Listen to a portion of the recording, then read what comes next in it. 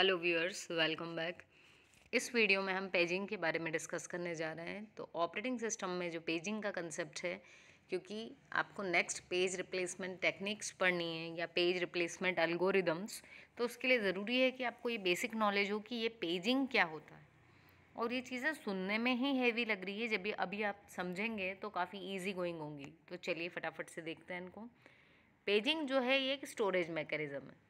इसमें क्या होता है, हम सबको पता है रैम की जो स्पेस होती है, रैम छोटी होती है, कम स्पेस होती है, और जो सेकेंडरी स्टोरेज होता है उसमें ज़्यादा स्पेस होती है।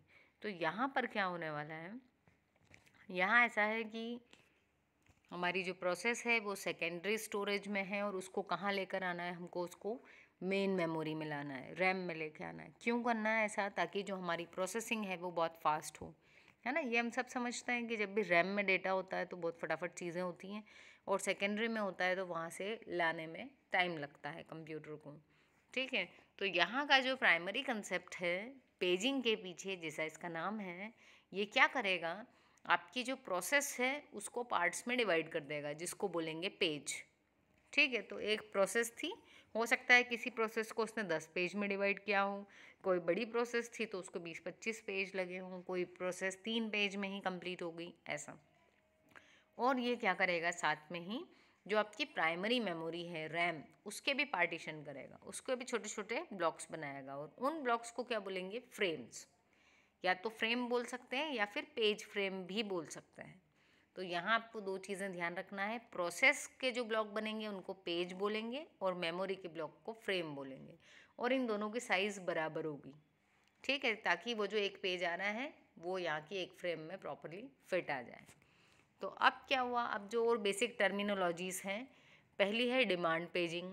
तो देखो, जब भी हम डेटा उठा के, प्रोसेस उठा के ला चुके हैं रैम में, लेकिन मान लो हमारे पास 3 ही फ्रेम थी और उस प्रोसेस के 10 पेजेस थे, तो हम शुरू में 3 पेज ले आए। अब क्या हुआ, जैसे ही चौथे पेज की नीड पड़ी तो उस रैम में ढूंढा गया कि भैया चौथा पेज, तो वो उसको नहीं मिला। तो जब ये पेज नहीं मिला तो इसको बोलते हैं पेज फॉल्ट। ये देखो यहाँ लिखा है।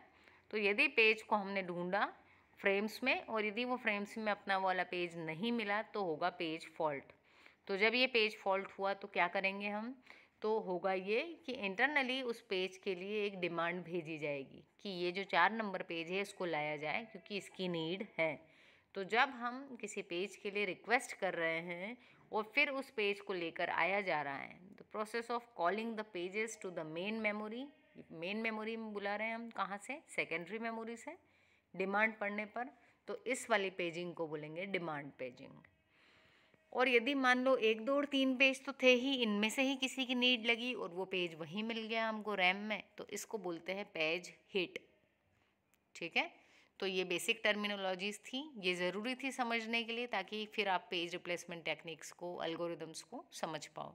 So thank you so much for watching. Channel ज़रूर सब्सक्राइब करें। मिलते हैं अपनी नेक्स्ट वीडियो में।